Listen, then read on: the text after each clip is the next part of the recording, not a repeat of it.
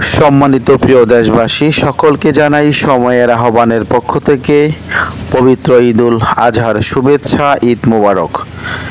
ইসলামী আন্দোলন বাংলাদেশ সোনারগাঁ থানা পিরিজপুর ইউনিয়ন শাখার আয়োজনে ঈদের পরের দিনে আমরা রওনা দিয়েছি আমাদের কাঙ্ক্ষিত দর্শনীয় এক স্থান, যেটাকে নামকরণ করা হয়েছে মায়াদ্বীপ।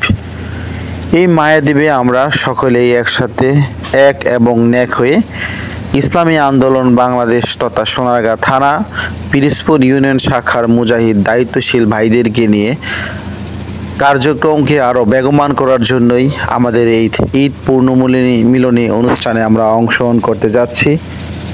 সকলে আমাদের জন্য দোয়া করবেন যেন আল্লাহ তাআলা আমাদেরকে এই ঘোরাটাকেও যেন দিনের জন্য কবুল করে। আমিন।